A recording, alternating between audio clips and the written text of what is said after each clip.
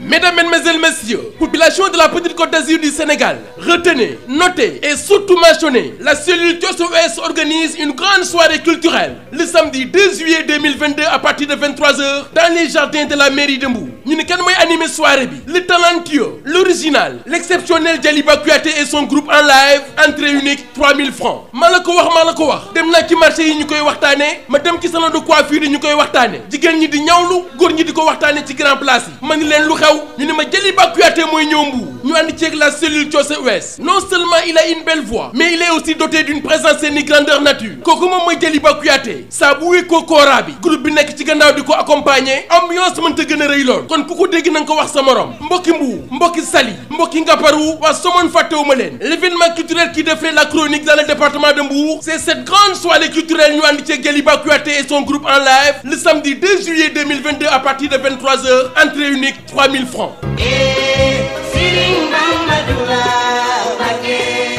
Cette grande soirée culturelle est placée sous le haut parrainage de monsieur Cheikh Issa Sall, maire de la commune de Mbour. ñu ni kan mooy seen marraine mu ni Adja Fatou Fati, adjointe au maire. Kan mooy seen parrain d'honneur mu ni monsieur Mahmoud Saleh, ministre d'État, directeur de cabinet du président de la République du Sénégal, sous le haut patronage de monsieur Saliou Samb, président du conseil départemental de Mbour, monsieur Maguette Sène, maire de la commune de Malicounda, monsieur Ousmane Gueye, maire de la commune de Saly, monsieur Oumar Youm, maire de la commune de Thiadiaye, monsieur Moussa Mbaye, directeur de cabinet du ministre de l'Agriculture, monsieur Omar Sy, PDG EGBOS, monsieur Papa Madindaw, directeur général de l'APDA, monsieur Seck Ndiaye Wade, PCA Patrimoine Bâti, madame Oumoustila Ndiaye, secrétaire général agence des chemins de fer, monsieur Mouhamadou Baro, président commission HCCT, monsieur Ndiogou Anne, adjoint au maire, monsieur Abdoulaye Hassar, tâche du ministre des infrastructures, monsieur Ibrahima Sori Sarr, tâche du ministre du tourisme, monsieur Ibrahima Gueye, tâche du ministre des finances, monsieur Edmond Camara, tâche du ministère de l'économie numérique, monsieur El Hadji Amadou Wade, président du stade de Mbour, madame Ndateba, adjointe au maire, monsieur El Hadji Fallou Silla, ancien maire, monsieur Mamadou Aïdara Diop, secrétaire général collectivité Mandeng, monsieur Boubacar Diaban, président collectivité Mandeng, monsieur Ibrahima Sadio, vice-président collectivité Mandeng, madame Caroline Gassama, adjointe au maire.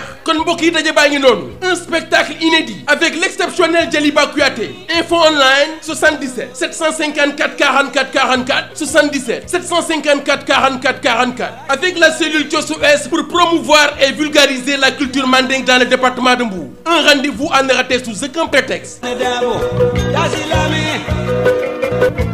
Manunga mudu kumandali